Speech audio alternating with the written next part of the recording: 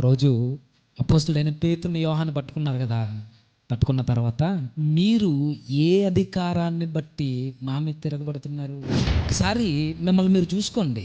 ఒకసారి మిమ్మల్ని మీరు చూసుకుని అప్పుడు మా వైపు చూసి మీకు ఏ అధికారం ఉందని మీరు ప్రజలకు బోధిస్తున్నారు? మీరెవరు? మీరు పామర్లు. మీ స్థితి ఏంటి? మీ గతి ఏంటి? మీ వస్త్రధారణ ఏంటి? మీరు నివసించే ప్రాంతాలు ఏంటి? ఇదే ఈరోజు మనం కూడా ఎదుర్కొంటాం.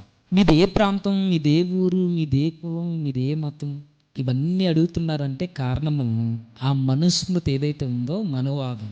మన భారతదేశంలో ఉన్న మతోన్మాదుల హృదయాల్లో అదే దేదీప్యమానంగా ఎలుగుతుంది. దానిలో నుంచి మాట్లాడతా ఈ మాటలు.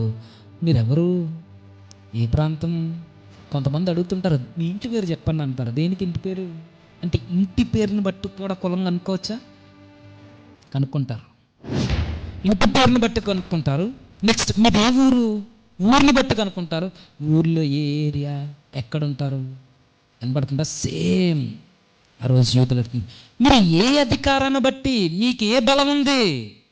మీరు చేపలు పట్టుకునే వాళ్ళు, మీరు సరైన వస్త్రాలు లేనోళ్ళు, మీకు మంది బలం లేనోళ్ళు, మీరు జ్ఞానం లేనోళ్ళు, మీరు ఏ అధికారాన్ని బట్టి అయితే మాట్లాడుతున్నారని అడిగితే పేతురు గారు ఎంత బాగా సమాధానం ఇచ్చారంటే, మీరు అధికారులు, నేను పేదోళ్ళని, మీరు ప్రజల పెద్దలు, నేను చిన్నోళ్ళని. అయితే మాకు తోడున్నది మనుషులు కాదు, మాకు తోడున్నది మరణాన్ని జయించి తిరిగి లేచిన మా ప్రభు. ఆయన అధికారంతో, ఆయన బలంతో మేము ప్రకటిస్తున్నాం పడ్డారు. ఆ రోజు వారికి కూడా అదే గతి కొట్టింది. యాకోబుని చంపేశారు, పేతురు యోహాన్ని కొట్టారు. ఆ తర్వాత కాలంలో పేతురుని సిలువేసి చంపేశారు తలక్రిందులుగా. యోహాన్ని నూనెలో ముంచి కాల్చేశారు.